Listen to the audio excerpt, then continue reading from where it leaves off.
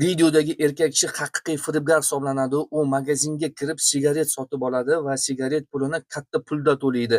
Sotuvchi katta pulga qaytim qaytaradi. Firibgar o'sha qaytimni olib, qismini yashiradi va sotuvchiga qarab, "Siz menga kam qaytim berdingiz" deb aytib o'tadi.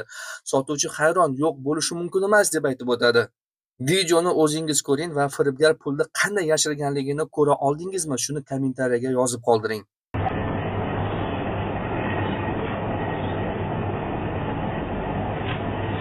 Наташа, чуете, правда?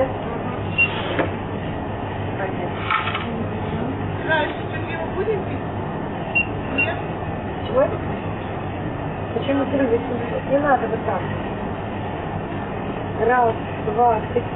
Я сейчас видишь.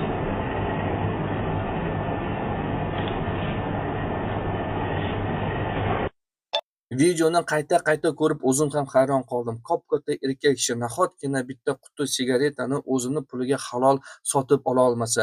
Firibgarlardan ehtiyot bo'ling. Sizlar bilan men Davronbek edim. Bundan-da zo'r videolar profilimda.